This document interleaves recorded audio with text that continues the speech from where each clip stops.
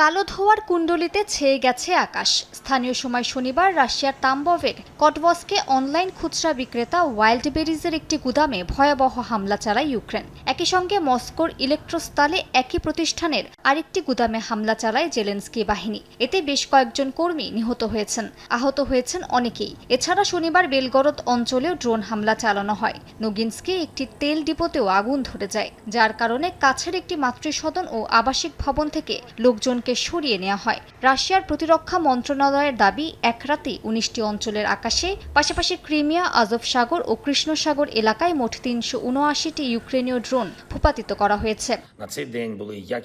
অন্যদিকে ইউক্রেনের president Volodymyr Zelensky বলেছেন, হামলার লক্ষ্য ছিল রাশিয়ার ড্রোন উৎপাদন ও সামরিক সরঞ্জাম সরবরাহে ব্যবহৃত দুটি বড় লজিস্টিক কেন্দ্র।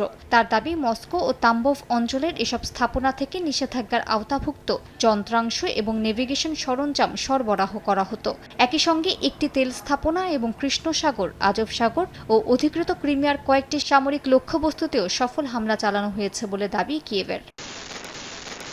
এদিকে রাশিয়ার সেনাপ্রধান ভ্যালেরি গেরাসিমোভ দাবি করেছেন, দোনেৎস্ক অঞ্চলের কৌশলগত শহর ক্রাসলি নিমানে ইউক্রেনীয় বাহিনীর সংগঠিত প্রতিরক্ষা ব্যবস্থা ভেঙে পড়েছে। শহরটি দখলের শেষ পর্যায়ের অভিযান চলছে।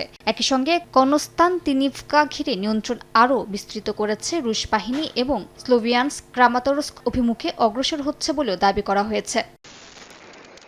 রুশ প্রতিরক্ষা মন্ত্রণালয় জানিয়েছে, গত এক সপ্তাহে ইউক্রেনের বন্দর, প্রতিরক্ষা শিল্প, গোলাবারুদ গুদাম, ড্রোন উৎপাদন কেন্দ্র, জ্বালানি অবকাঠামো এবং সেনা অবস্থান লক্ষ্য করে 19টি সমন্বিত হামলা চালানো হয়েছে। পাশাপাশি কৃত্রিম বুদ্ধিমত্তা ভিত্তিক ড্রোন ব্যবহার করে কৃষ্ণ সাগরে ইউক্রেনের সামরিক কাজে ব্যবহৃত একাধিক কার্গো জাহাজেও হামলার দাবি করেছে মস্কো। মালিহা সুহরওয়ার্দী, সময় সংবাদ।